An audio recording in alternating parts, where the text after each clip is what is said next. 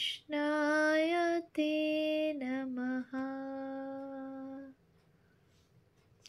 শ্রী শ্রী রামকৃষ্ণ কথামৃত দ্বিতীয় খণ্ড। তব কথামৃতং তপ্ত জীবনং কবিভিরীরিতং কল্মষাপহম শ্রবণমঙ্গলং শ্রীমদাততং ভুবি গৃণন্তি ये পুরিদা জনাঃ। শ্রীমদ্ ভাগবত গোপী গীতা,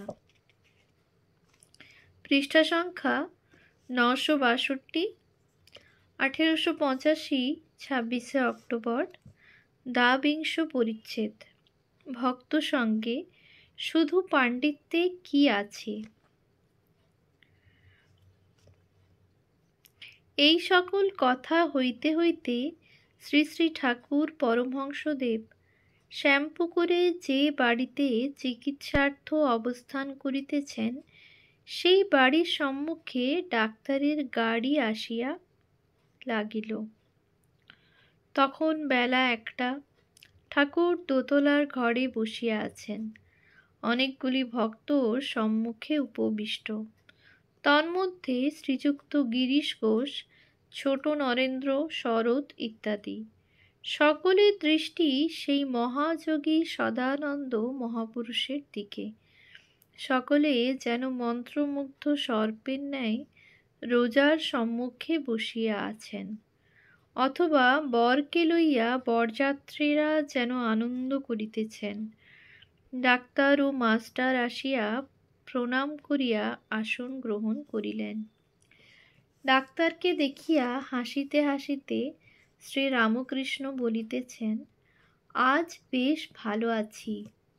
ক্রমে ভক্ত সঙ্গে ঈশ্বর সম্বন্ধীয় অনেক কথাবার্তা চলিতে লাগিল। পূর্ব কথা, রামনারায়ণ ডাক্তার, বঙ্কিম সংবাদ।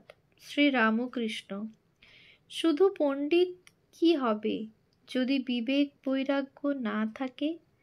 ঈশ্বরের পাদপদ্ম চিন্তা করলে আমার একটি অবস্থা হয়।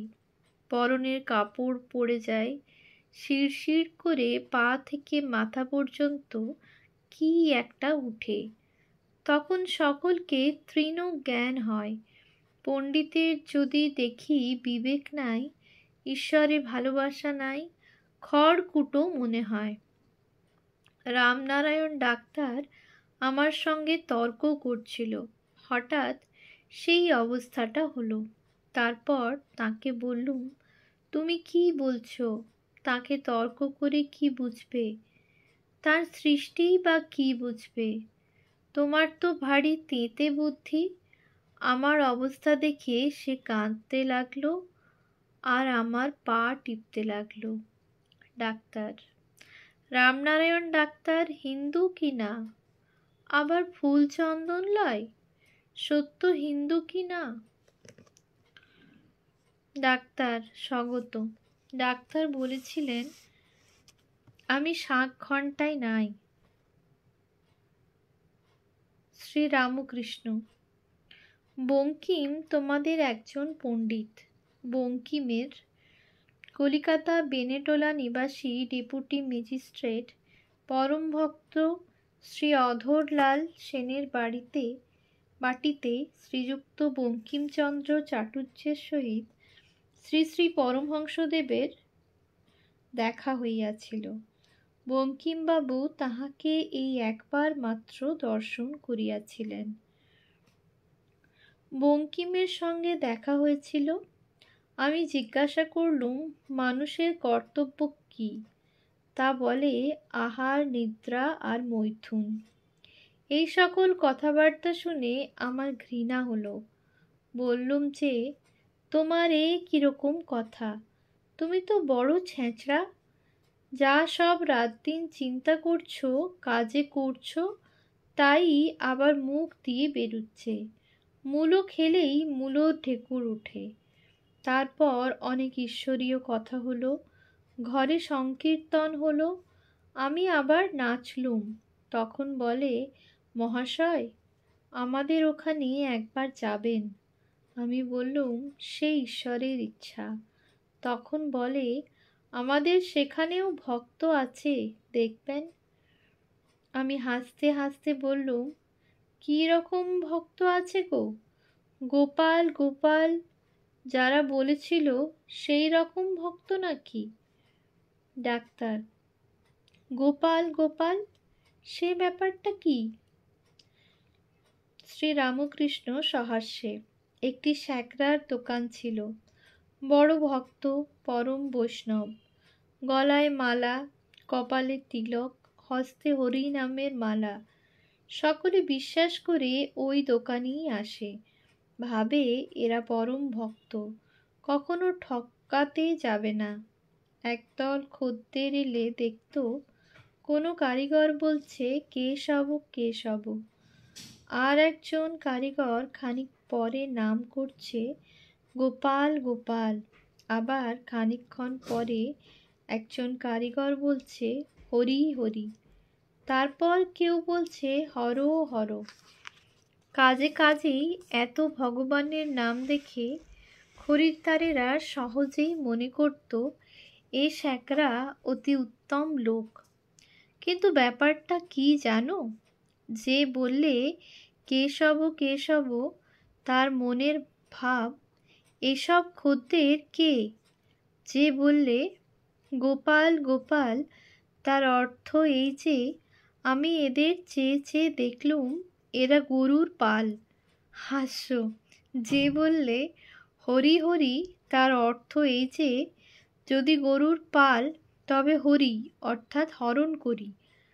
হাস্য। যে বললে হর হর তার মানে এই তবে হরণ করো হরণ করো, এরা তো গরুর পাল। হাস্য। সেজবাবুর সঙ্গে আর এক জায়গায় গিয়েছিলাম। অনেক পণ্ডিত আমার সঙ্গে বিচার করতে এসেছিল। আমি তো মুখ্যু, সকলের হাস্য। তারা আমার সেই অবস্থা দেখলে আর আমার সঙ্গে কথাবার্তা হলে বললে, মহাশয়, আগে যা পড়েছি তোমার সঙ্গে কথা কয়ে সেসব পড়া বিদ্যা সব থু হয়ে গেল। এখন বুঝেছি তাঁর কৃপা হলে জ্ঞানের অভাব থাকে না, মূর্খ বিদ্বান হয়, বোবার কথা ফুটে। তাই বলছি, বই পড়লেই পণ্ডিত হয় না।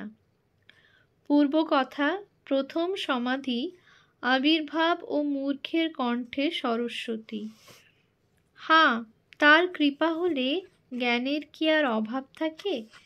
দেখো না, আমি তো মুখ্যু, কিছুই জানি না।